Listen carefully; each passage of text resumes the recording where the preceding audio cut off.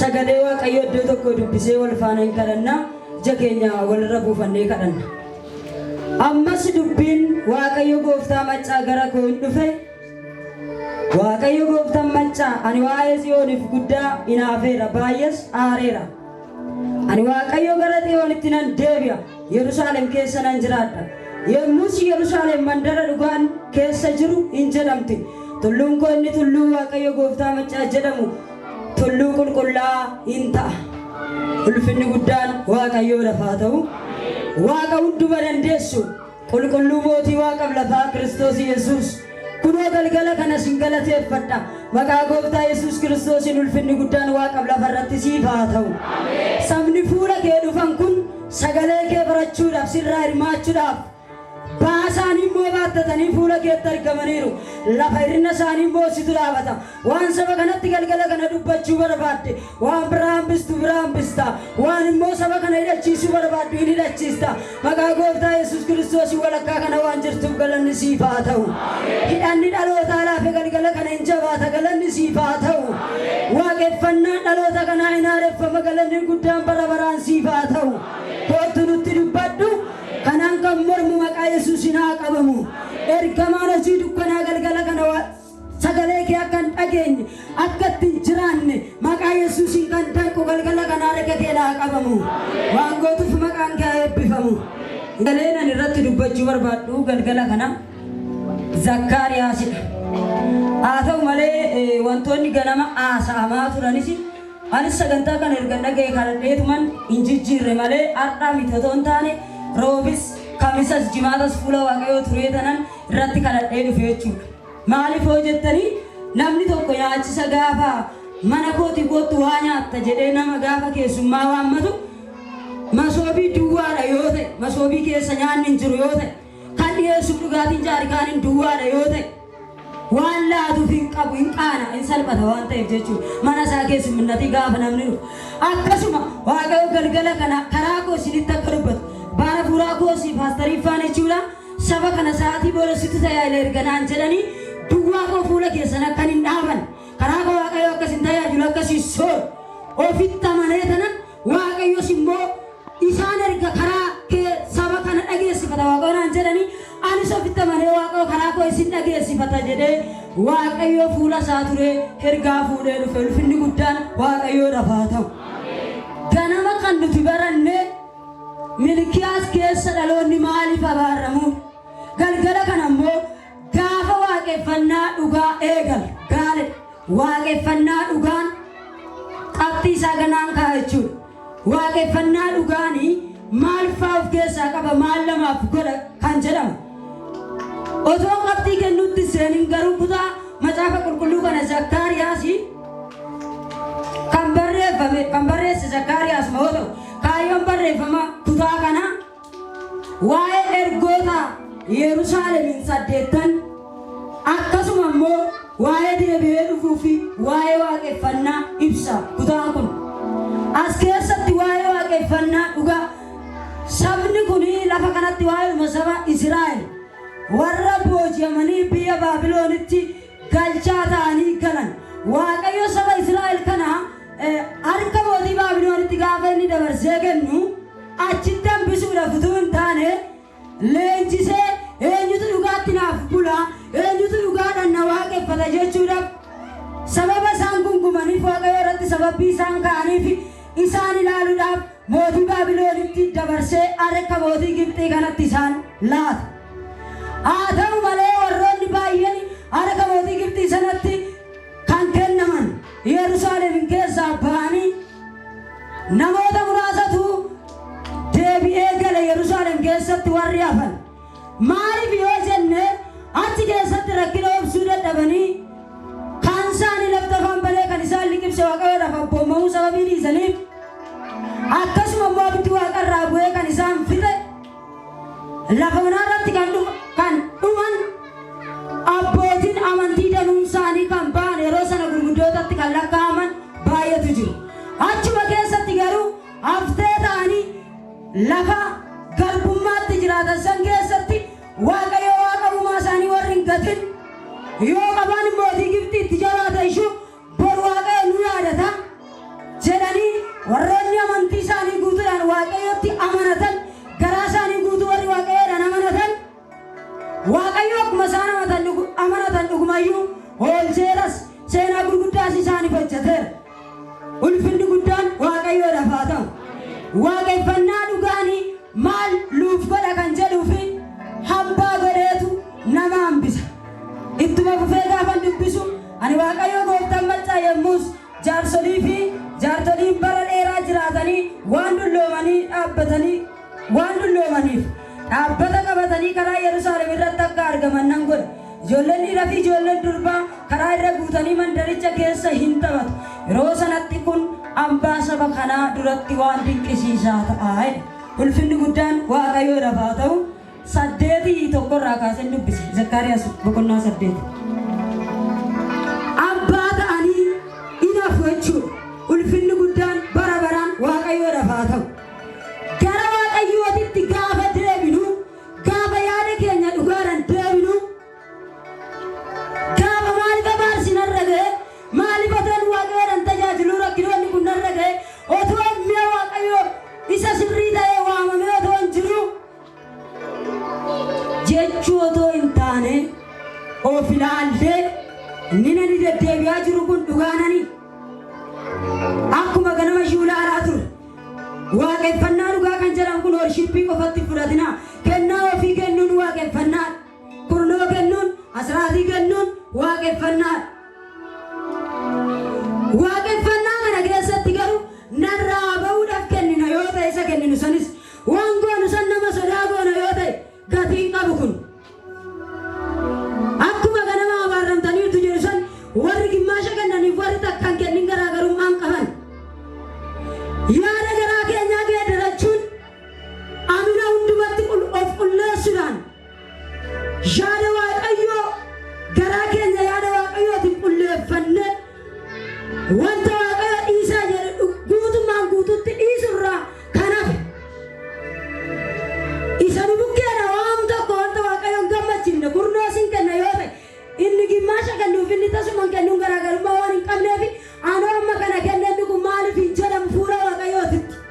Waaqayyo kan barbaadu kennuutu hin taane garaa keenya guutuu waan goonu san dalagaa dalannu kan keessatti waaqayyo kan nurraa fedhu maalidha? Garaa keenya guutuudha. Garaa guutuudhaan akka hojjennu garaa guutuudhaan gara isaatti yoo akka deebinu isa kana waaqayyo nurraa barbaada.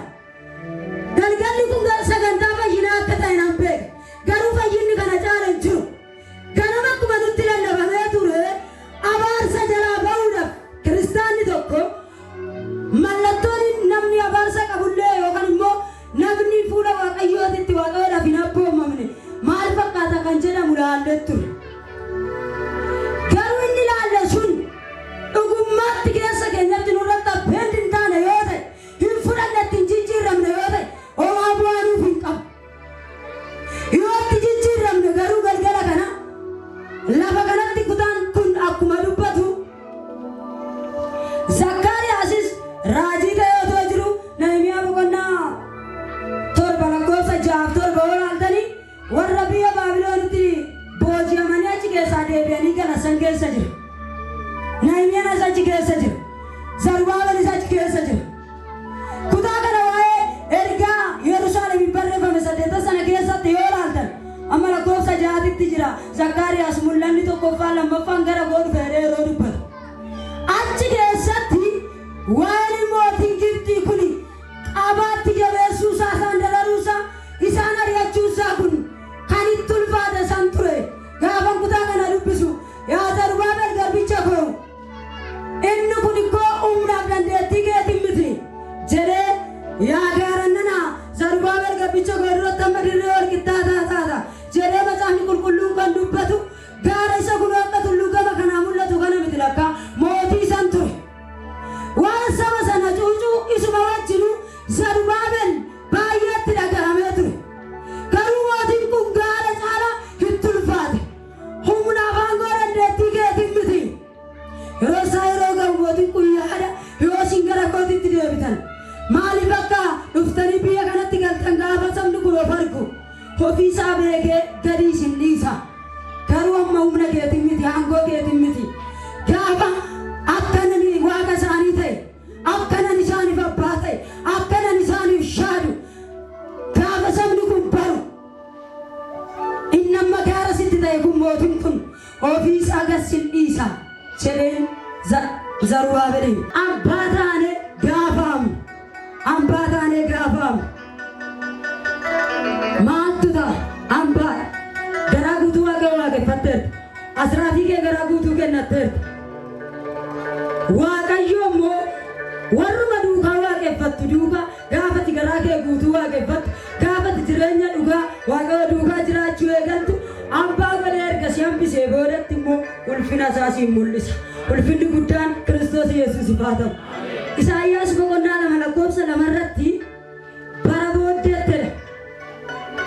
booddeetti tulluun manni waaqayyoo inni qulqulluun irra jiru sun tulloota akka tulloota isa kaan caalatti jabaatee hin dhaabata gaarota kaan caalas ol ka'ee hin mul'ata sabni lafa irraa hundinuu immoo gara tulluu sanatti iyyaawwedha. Macaan qulqulluun kun kan dubbatu tulluun manni waaqayyoo irra jiru sun kan jedhu bara booddeedha bara booddeedheeti amma immoo bara booddee jennee fudhan yeroo kana tulluun manni waaqayyoo irra jiru sun immoo anaaf isin Isaayyaas 2:2-3 itti fuftanii yoo dubbistanii sabni lafarraa hundumtuu gara tulluu sanatti iyyaawwedha.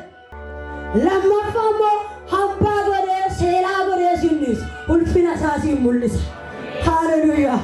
Ulfinni waaqayyoo mooroo siin mul'atu. Waaqayyo gooftaan maccaasichi sabni baay'een mandara baay'ee keessa 8:20 dubbisaara Sagaariyaas. Waaqayyo gooftaan maccaasichi sabni baay'een mandara baay'ee keessa warri jiraatanis hin dhufu. Warri mandara tokko keessa jiraatan gara warra mandara isa kan keessa jiraatanii dhaqanii koottaa damnee dhannee waaqayyo gooftaa macca araara hin kadhanna isa sin barbaaddanna hin jedhu jarris immoo anis nan dhaqa hin jedhu sabni baay'een sabni jajjaboonnis ana waaqayyo gooftaa macca barbaaddachuudhaaf ana araarfachuudhaafis gara Yerusaalem hin dhufu. Haaleluyyaa. Isaayyaas 65:20 namni argatu yoo jiraatu achi keessatti mucummaatti du'uun hin jiru namni dulloomee utuu bara hin quufin hin du'u achi keessatti hin argamu namni waggaa 100 jiraatee du'uyyuu akka waan dargaggummaatti du'eetti hin ilaalama namni waggaa 100 utuu hin gahin du'u immoo akka nama abaarametti hin ilaalama. Isaan mana ijaarratanii keessa jiraatu muka wayinii dhaabbatanii ija isaa hin nyaatu sichi mana isaan ijaarratanitti namni kan biraan hin galu muka wayinii isaan dhaabbatanis ija isaa namni kan biraan hin nyaatu sabni koo akka muka gaattiraa bara dheeraa jiraatu warri ani fo'adhes. Waan nama hojjechuun to'anta waan gaarii gochuudhaaf koottaa yaada walii tuttunnee kaafnaa dabarreessa birootaa 10:22 19 kaaftanii yoo dubbifattan waaqayyo garaan waaqayyo kan itti gammadu kan jaalatu maalidha yoo jenne waaqayyo labe fakkeessu otoo hin taane akkeessudha akka Yesuus darbe sanitti lafa kanarraa amma jiraate sanitti maal godhee darbellee shaakaluu danda'uudha malee. Kutaa Armaammaa 52 lakkoofsa 7 kaafnee xumuraan duulaaf. Warri nagaa labsanii fayyina abdachiisanii waaqayyoon kee mo'eera jedhanii Tsiyoonitti misraachoo himan tulluu irraa mul'achuun isaanii maal nama gammachiisa. Waaqayyo ulfina isaatiin Tsiyoonitti deebi'uun isaa eegdonni kee ija isaaniitiin yeroo arganitti hin gammaddu sagalee isaanii dhageessanis wal wajjin hin faarfattu. Waaqayyo saba isaa jajjabeesseera Yerusaaleminis waan fureef yaa ona Yerusaalem wal wajjin gammadaa ililchaa. Biyya lafaa guutummaatti daariidhaa amma daariitti fayyisuu waaqayyo keenya in argaa. Waaqayyo irree isaa isa qulqulluu saba lafa irraa hundumaa durattis in mul'isa. Sokka achi baatii sokka wanta xuraa'aa sarkaan hin qabinaa isin warri mi'a waaqayyoo baattan of qulleessa ishii keessaas ba'aa. Ulfinni guddaan waaqayyoof haa ta'u. Soobastarii faa dubbisa hanga jallaasaa dubbisa. Kanaaf mandara waaqayyoodhaan sodaanne mandara wanta waaqayyoo hin jaalanne keessa lafa jirtu achi baa gaafa sin achi baatan waaqayyo kunoo irree isaa isa guddaadhaan mul'isu isin immoo warri mi'a waaqayyoo baattan of qulleessaa jedha. Ulfinni guddaan bara baraan waaqayyoodhaaf haa ta'u. Kanaaf galgala kana kaa waaqayyoo maalluun jedhee dhugaadhaan haa ta'u waaqeffannaa waaqeffattu. Gaafa dhugaadhaan waaqeffattu hormi yoo badee ati duukaa badda utuu hin taane hormi yerootti rakkina obsuu dadhabeechi keessatti waan biyya lafaatiif harka isaa laatu gaafa inni achi keessatti waaqa baaliif warra hin jilbiiffatin bee kan mootota keessatti anammayyuu kanaan 7,000 bifadheedhee Eeliyaasitti dubbate sana warra rakkinni nutti ammaa ta'edhanii harka isaanii kennin dhaqanii hin kufin warra nyaata isaaniitiin of hin xureessin isaan kana waaqayyo hambaa godhee hambifate achi keessaa baafate baay'een lafa sana baasin. Kanaaf waaqayyo nuunis galgala kana ulfina isaa nuun mul'isuudhaaf